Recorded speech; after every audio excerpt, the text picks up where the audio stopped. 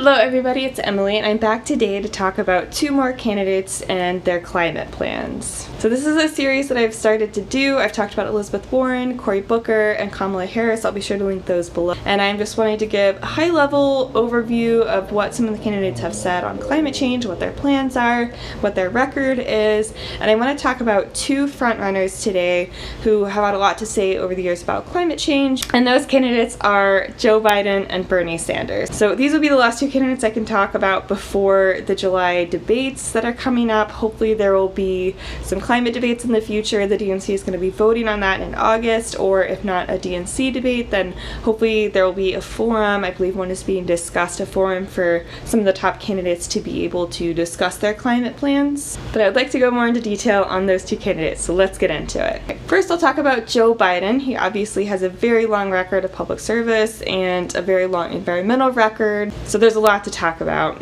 He is credited with being one of the first people to introduce legislation about climate change. This happened in 1986, and it was the Global Climate Protection Act. And this act would specifically give the EPA some authority on climate change, as well as calling for a yearly report to Congress about where the science is, where some policy options are at, and just kind of giving an update on climate change yearly to Congress. So he overall has a very good environmental record. He has a lifetime average of 83% from the League of Conservation Voters. This is an organization that tracks environmental votes for every person in Congress and kind of gives a ranking or score based on how they're voting and how LCV scores those votes. So 83% overall, a very good record. Obviously not perfect. He's been criticized in the past for being too moderate and kind of taking an all of the above approach instead of kind of drilling down on being hard about reducing fossil fuel use. He obviously worked a lot with Obama to increase fuel efficiency for cars, work on the Paris Climate Accords, and kind of craft some regulations on coal power plants. So he, in principle, supports some things about the Green New Deal. He hasn't come out explicitly and said, I endorse the Green New Deal as it is. He kind of thinks that it's an interesting framework. He agrees with some of the ultimate goals in terms of climate reduction and pollution reduction, but doesn't necessarily see them all as tied to universal jobs or universal health care. So he sees them as kind of separate policies and has introduced them as such and kind of in his platform, and not necessarily tied them to the healthcare and jobs goals of the Green New Deal. So he released parts of his climate plan, or kind of an introductory climate plan, early to kind of test the waters and see how that would go, and was ultimately criticized for it being kind of a middle of the road approach, and was particularly criticized by movements like the Sunrise Movement and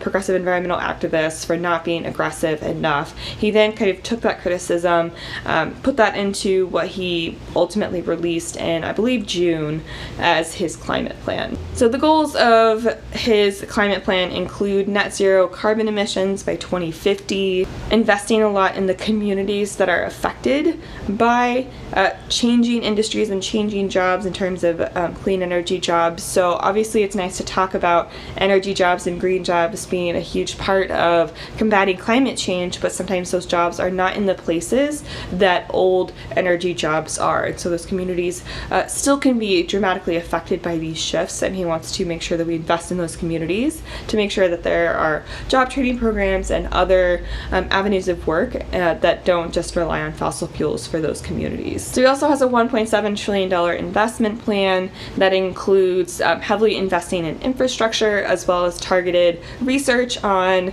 not just infrastructure, but renewable energy, transportation, all of that. Hopes to heavily invest that in the private sector as well as state and local governments. He says that it'll be paid for by eliminating some tax cuts that have been passed under the Trump administration. He also wants to kind of model after ARPA-E, which is an energy investment program, and have an ARPA-C that does similar things, more focused on climate change and more targeted to infrastructure and new technology that's going to be needed for being net neutral on carbon. He also has talked a lot about ending fossil fuel subsidies and ending new fossil fuel leases on public land. So he has also said that he will not take campaign contributions from oil, gas, or coal companies. So that's a quick look at Joe Biden. I would now like to talk a little bit about Bernie Sanders, who obviously has has a long record about talking about climate change and environmental issues in general. So he introduced carbon tax and dividend legislation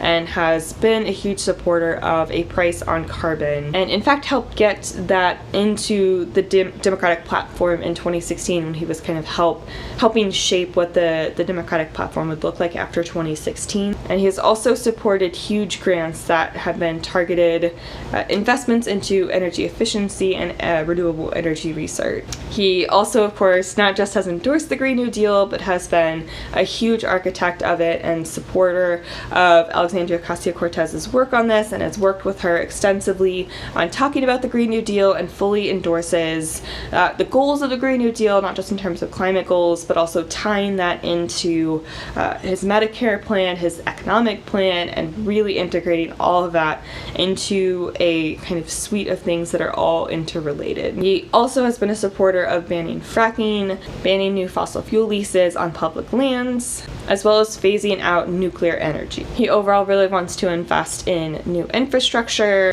transportation systems, adaptation, mitigation, and just wants to invest a lot of money in those efforts.